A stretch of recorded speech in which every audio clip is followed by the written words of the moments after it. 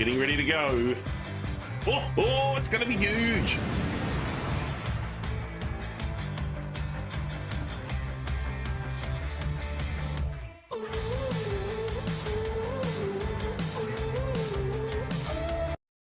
Why is your third most important speaker so critical to what's happening in your event? And how could you get the most out of them? Welcome back to Making Events Awesome. My name is Warwick Merry, triple certified event professional, host, legend. You know the drill. The third most important speaker. Now, people have said to me before, who do you care about the third most important speaker? Well, typically what happens is the first most important speaker, they're typically who you have very first. You want to kick your conference off with a bang, and so you really want to fire it up so you get, either a big name in the industry or a semi-celebrity or a business celebrity, and they're going to be your first speaker. Now, your second best speaker, typically you're going to have at the very last speaker of the day, because you need to keep people there. You want them to end on a high, so you're going to have someone who's pretty good. The challenge is the start of the second day, and that's where the third best speaker comes into play. You don't want your best or your second best there, because typically that first night there's either a gala dinner or celebrations or networking, and so the crowd are either late, bit thin in terms of some of them don't make it. So you need a good speaker to attract people, and you need to understand that a lot of people may not make it.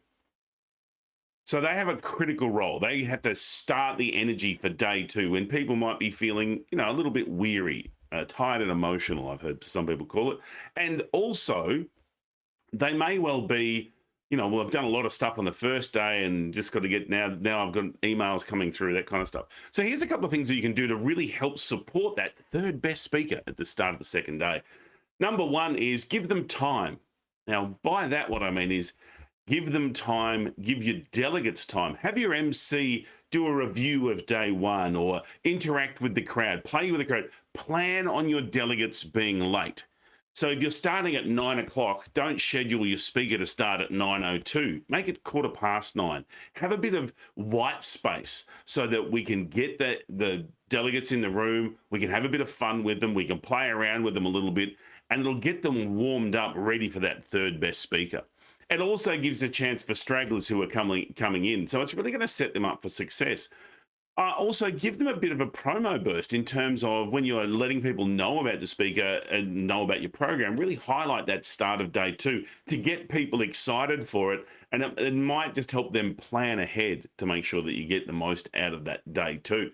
And also try and make it someone who's interactive, that plays with the crowd.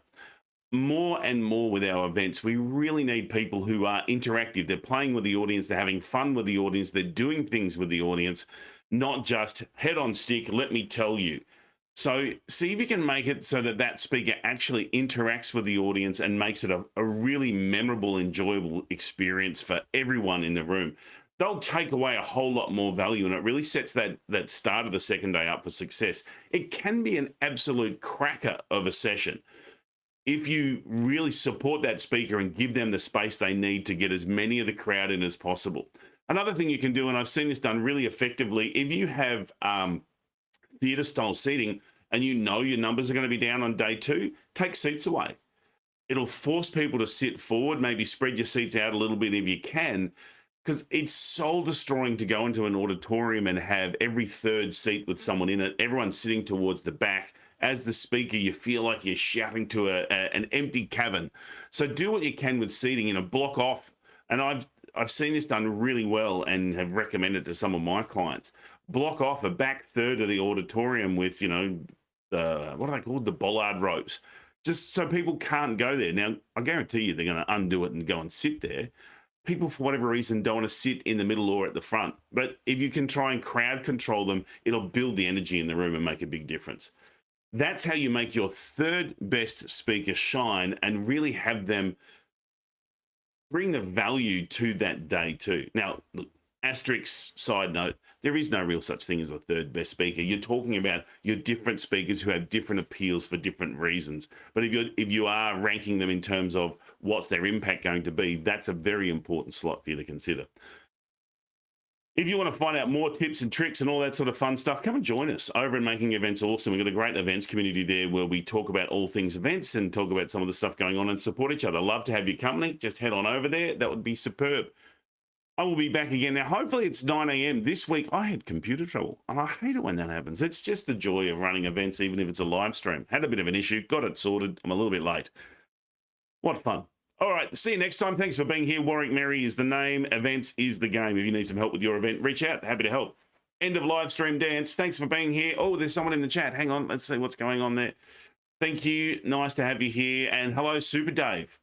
Good to have you here yet again. Last time, I think you're in Portugal. No, you were some other gallivanting around the world. You international traveler, you. I'm still here in Melbourne.